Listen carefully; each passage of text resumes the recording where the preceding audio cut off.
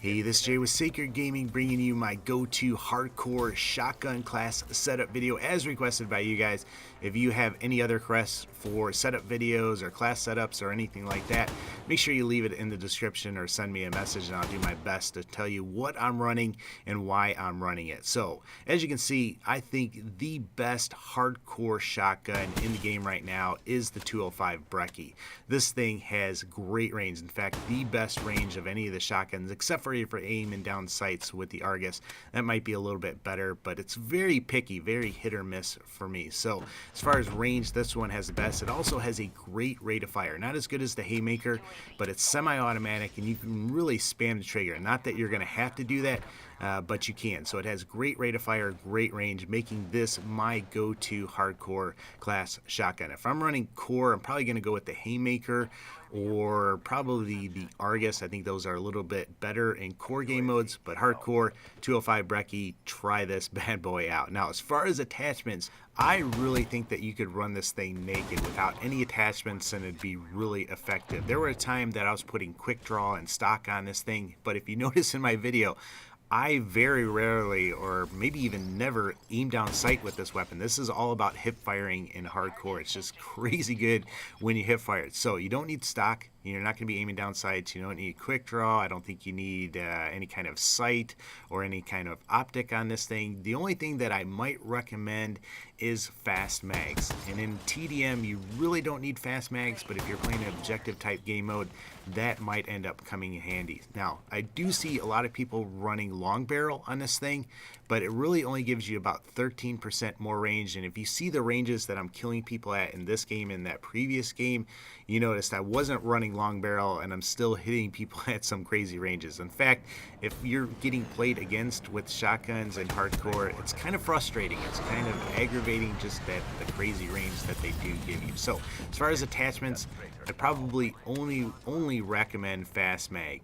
Now, as far as perks, tier 1, boy, you've got Flak Jacket, Blind Eye, Ghost, Sixth Sense. Those are probably all viable options. I tend to go with Ghost just because I don't like showing up on the radar. I'm always moving, and so if somebody puts up a UAV, I'm not going to show up, and hopefully I can surprise them. Now, of course, I'm not running a suppressor, so I will show up when I do shoot, but I can kind of use that to my advantage because I'll show up for a second, and then they're going to be coming after me, and then I can move and end up hitting them without making them aware of where I'm at. So I like Ghost. Blind Eye, yeah, you could use that. Overclock, that wouldn't be too bad. Sixth Sense might be really good if you're first starting out with this game and not too sure of the maps, but after you get a feel for the maps and understand how people normally play them and move, I don't think Sixth Sense is as necessary. Now, when it comes to tier 2, I really like running Hardwired.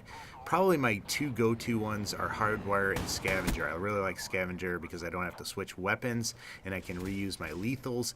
But with a shotgun, I don't find myself running out of ammo like I do with an AR or with an SMG. So that's why I go hardwired. I don't like getting hit by people's lethals. And also, too, it reduces your imprint when it comes to tracker and Sixth Sense. So I'm not going to tip people off. So that's why I like going with hardwire. Plus, counter UAVs don't do anything. Now, as far as tier 3 perks, of course, pretty much on every one of my classes, actually, I think on every one of my classes, I run Awareness and Dead Silence. I like those clues. If you don't have a gaming headset, you probably don't want to run Awareness. Dead Silence would still be really good.